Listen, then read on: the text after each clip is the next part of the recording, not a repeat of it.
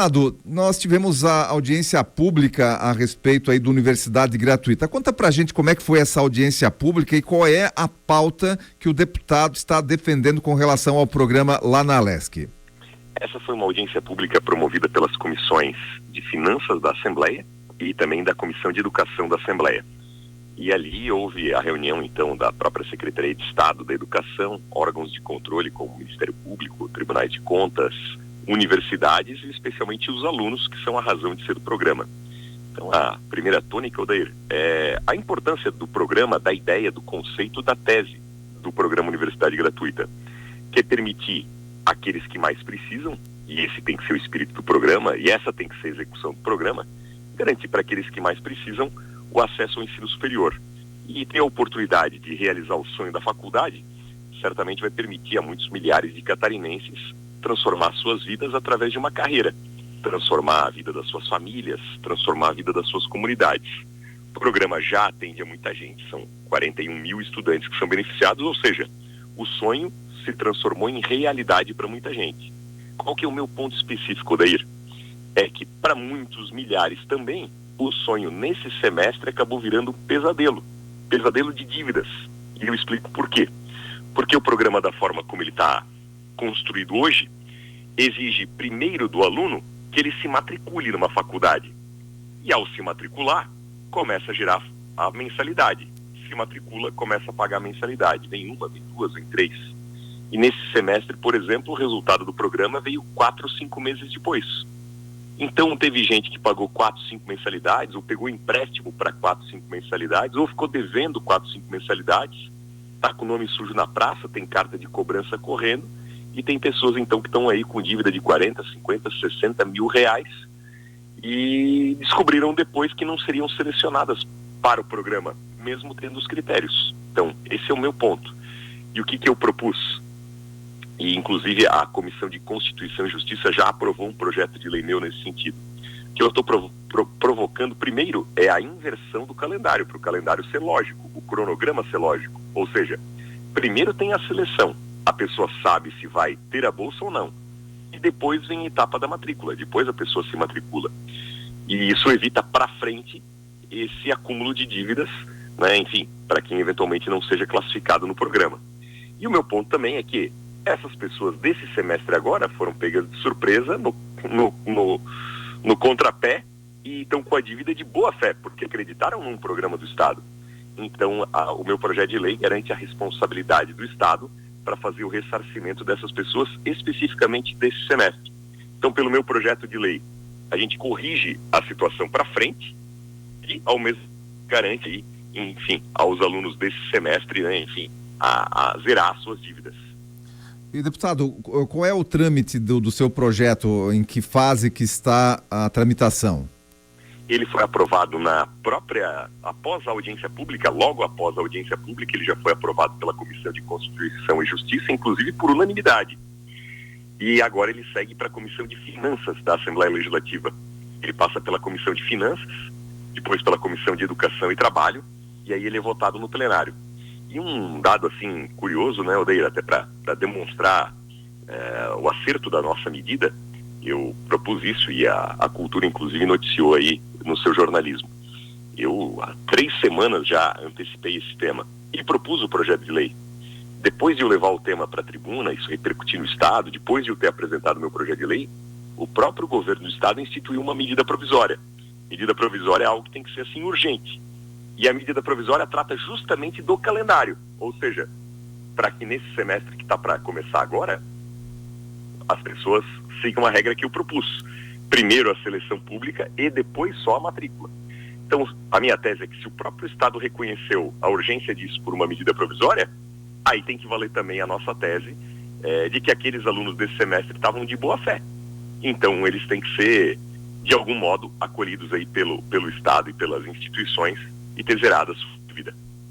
Deputado, uma outra questão que preocupa também, tem preocupado na questão do Universidade Gratuita, são as pessoas que têm tido acesso, mas não necessariamente preenchem os requisitos para ter acesso ao programa, ou seja, pessoas aí que teriam posses, que não se enquadram nos requisitos, mas estão recebendo.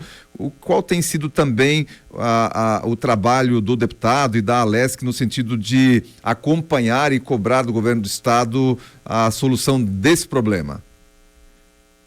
Inaceitável. Primeiro porque, além de tudo, é crime. É o crime. Está previsto lá no Código Penal. Falsidade, falsificação. Então, primeiro que é uma conduta criminosa. E o pior de tudo, né, que é uma sacanagem contra quem mais precisa. Então, a Assembleia está de lupa nesse tema, acompanhando e requerendo ao Tribunal de Contas uma auditoria por completo nesse sentido. O próprio governo, né, acionou os órgãos de controle do Estado para essa apuração. Então, a nossa tese lá na Assembleia é que, naqueles casos evidentes, sumariamente, imediatamente, corte a bolsa dessa pessoa, essa bolsa seja dirigida a quem realmente precisa, a quem está na fila e realmente tem a necessidade, e se faça cobrança aí da responsabilidade de quem fraudou para devolver esse dinheiro voltar para o fundo e esse fundo poder realmente fazer chegar a bolsa para quem precisa de verdade. Então, a nossa posição na Assembleia é de responsabilidade firme de quem fraudou e também de quem deixou fraudar. E fazer recuperar esse recurso para voltar para o fundo e para quem mais precisa. E caçar imediatamente essas bolsas daqueles que evidentemente, né, estão ali totalmente fora da regra do programa, e essa bolsa ser dirigida para quem precisa. Então essa também foi uma das tônicas da audiência pública, por isso ela também foi promovida pela Comissão de Finanças da Assembleia, que também tem um papel de fiscalização, e o próprio Estado acionou seus órgãos de controle, e a Assembleia está firme nessa cobrança de uma grande distorção e uma grande injustiça. É uma sacanagem, né? Especialmente alguém que é um estudante universitário, enfim, ser criminoso e ainda, né, sacanear um colega. Também é importante que se diga, os dados iniciais que foram apontados, né, eram uma análise ampla ali do Tribunal de Contas. Então, às vezes, é erro de cadastro, erro de registro. Então, não são todos aqueles números que foram divulgados. Agora, realmente tem, segundo essa apuração do Tribunal de Contas, gente com patrimônio milionário que está ganhando a bolsa. Aí é óbvio, né, que burlou a regra do programa. Então, essa fraude tem que ser punida com muito rigor. Punir quem fraudou, punir quem deixou passar, e que esses recursos voltem para o Estado para serem reinvestidos em novas bolsas para quem realmente precisa.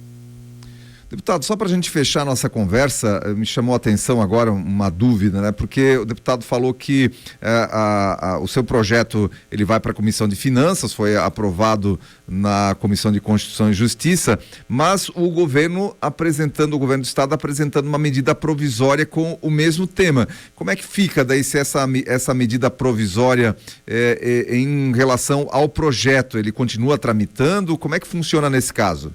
Isso. O meu projeto foi apresentado primeiro há 3 semanas, quando eu notei essa questão dos endividados aí da universidade gratuita. Então eu protocolei meu projeto com 2 enfoques: a correção do calendário, o que corrige a situação para frente, e a responsabilidade do Estado em relação aos endividados desse semestre, para não deixar ninguém para trás.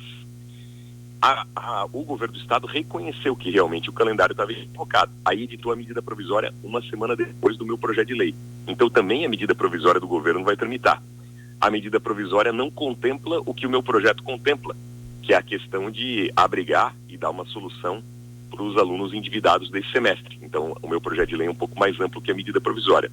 A medida provisória ainda vai ser analisada pela Comissão de Constituição. E aí vai ser um outro capítulo, porque a gente tem um entendimento que a medida provisória não poderia tratar desse tema. Aí é uma questão jurídica, né, do processo legislativo, porque a universidade gratuita é disciplinado por lei complementar, e a medida provisória não pode atacar temas de lei complementar. Então, no nosso entendimento, inclusive, a própria medida provisória do governo, ela não observou essa regra que deveria ter sido observada, então ela, em tese, até deveria ser rejeitada. Só que alguma medida tem que estar em vigor. Então, meu projeto de lei acaba sendo até uma saída para o governo, que acabou a nossa ótica jurídica encaminhando uma medida provisória, inclusive equivocada, para a Assembleia Legislativa. Mas essa vai ser uma outra etapa, um outro capítulo. Provavelmente na semana que vem a gente vai enfrentar esse tema na Comissão de Constituição e Justiça.